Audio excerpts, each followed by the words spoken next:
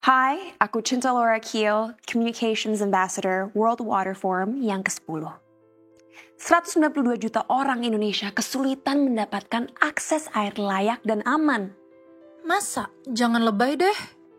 Pengen banget deny hal ini, tapi kenyataannya emang pahit guys.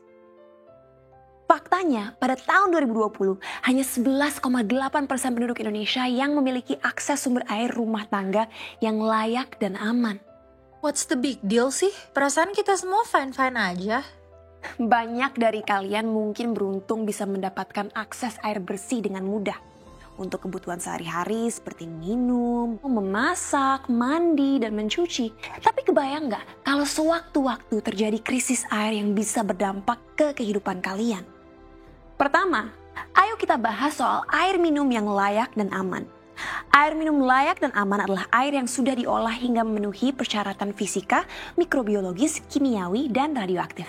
In other words, sudah harus memenuhi syarat kesehatan dari BPOM.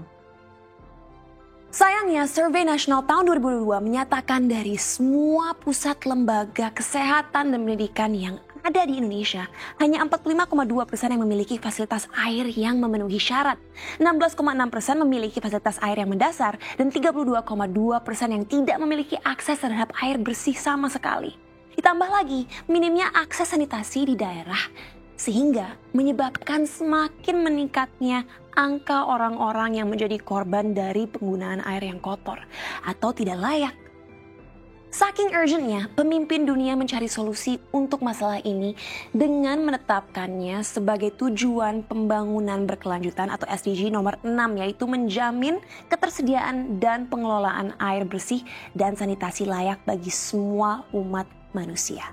Tapi sebenarnya apa sih yang menyebabkan krisis air? Pertama, deforestasi. Penebangan pohon dan pembangunan secara besar-besaran menyebabkan hilangnya daerah resapan air. Hal ini mengakibatkan berkurangnya ketersediaan air bersih karena erosi. Kedua, pencemaran air. Limbah pertanian dan pembuangan sampah yang nggak tepat membuat sumber air nggak aman untuk dikonsumsi. Ketiga, infrastruktur kurang memadai. Investasi pada infrastruktur air termasuk fasilitas pengelolaan air, jaringan distribusi, dan sistem pembuangan yang nggak memadai bisa menghambat akses orang-orang untuk mendapatkan air bersih, terutama di daerah pedesaan dan terpencil. Proses sanitasi jadi nggak maksimal sehingga air akan tercemar dan bisa menimbulkan penyakit. Keempat, pertumbuhan penduduk. Penambahan jumlah penduduk juga dapat memperburuk keadaan ketika permintaan air yang meningkat namun sumber airnya terbatas. Dan kelima, perubahan iklim. Ini tentunya masalah yang terus memburuk karena berbagai perbuatan manusia yang udah kita bahas. Perubahan iklim yang ekstrim seperti pola curah hujan yang berubah, peningkatan suhu, dan perubahan cuaca yang menyebabkan banjir ataupun kekeringan dapat mempengaruhi ketersediaan dan kualitas air juga. Terus, kira-kira apa tuh yang bakal terjadi kalau kita mengalami krisis air dan sanitasi yang buruk? Masalah pertama yang akan langsung terlihat adalah kesehatan. Coba bayangin seremnya kalau banyak orang mengalami dehidrasi, kekurangan gizi, atau terkena penyakit diare, kolera, atau demam tifoid. Kalau dibiarin aja tanpa ada penanganan, hal ini dapat menyebabkan pertumbuhan dan perkembangan tubuh dan mental yang terhambat, serta produktivitas dan kesejahteraan mereka juga bisa terancam. Kedua, stagnasi ekonomi. Infrastruktur air dan sanitasi yang nggak memadai bisa menyebabkan terbatasnya akses air bersih untuk pertanian, industri, dan perdagangan. Para pelaku sektor bisnis mungkin akan kesulitan beroperasi dan produktivitas pertanian juga dapat menurun.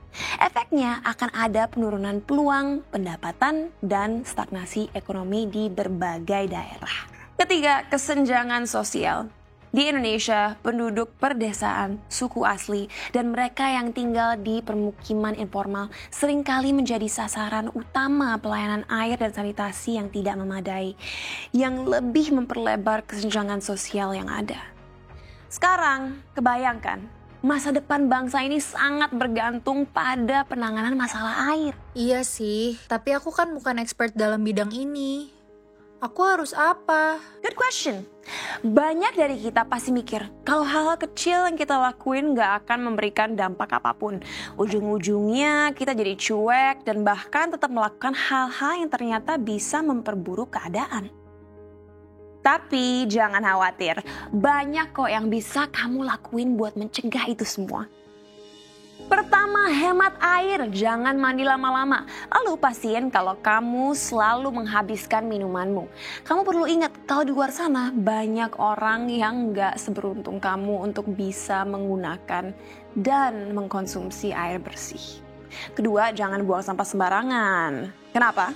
Sampah yang kalian buang bisa jadi limbah yang bisa merusak kualitas air dan berdampak pada kesehatan makhluk hidup yang menggunakan sumber air itu. Ketiga, pendidikan dan awareness. Perubahan mulai dari diri kita sendiri. Jadi pelajarilah isu ini dan gunakan suara dan platform kamu untuk bikin lebih banyak orang sadar tentang pentingnya air bersih, praktik sanitasi yang tepat, dan kebiasaan kebersihan. Keempat, dukung inisiatif penyediaan air bersih. Kalian bisa mulai berdonasi atau menjadi relawan dalam organisasi peduli lingkungan yang berfokus dalam penyediaan akses air bersih atau peningkatan infrastruktur sanitasi. Selain itu, kamu juga bisa mengikuti penyuluhan pendidikan untuk masyarakat yang terkena dampak krisis dari air. Kalian gak cuma meningkatkan kesadaran, tapi membuat mereka lebih berpartisipasi dalam proses pengambilan keputusan, mengembangkan rencana pengelolaan air yang berkelanjutan, dan melaksanakan inisiatif sanitasi secara mandiri di daerah mereka masing-masing. Aku tahu ini informasi banyak banget dan mungkin berat buat kalian cerna, tapi aku punya kabar baik untuk kalian semua. Menurut Survei Ekonomi Nasional, Indonesia terus menunjukkan peningkatan dalam akses air minum.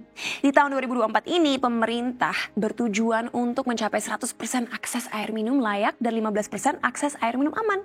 Karena keseriusan Indonesia dalam menangani isu air ini, kita pun menjadi tuan rumah World Water Forum yang ke-10 tahun ini.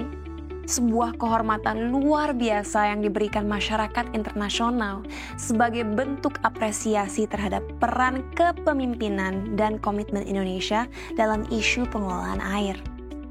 World Water Forum akan dilaksanakan di Bali dari tanggal 18 sampai 25 Mei tahun ini dan merupakan pertemuan internasional terbesar di sektor air yang melibatkan stakeholders dari berbagai negara di dunia. And guess what? Kalian pun boleh ikut berpartisipasi. Di World Water Forum yang ke-10 ini, kalian bisa ikut terlibat dalam perubahan dan mendukung pembangunan berkelanjutan dengan bertemu lebih dari 10.000 participants dari berbagai delegasi negara, perguruan tinggi, hingga civil society organizations, membuka peluang untuk belajar, berbagi ide, dan menjalin koneksi. Kalau kamu punya organisasi atau perusahaan terkait dengan air, kamu juga punya kesempatan untuk memperkenalkan perusahaan kamu dan menjalin hubungan dengan pemimpin industri dari berbagai negara. So, what are you waiting for? Langsung aja daftar melalui www.worldwaterforum.org. Let us unite, inspire change, and pave the way for a future where every drop of water is cherished. Every challenge is met with innovation, and every individual has access to the fundamental right of clean and sustainable water. Sampai ketemu di World Water Forum di Bali nanti.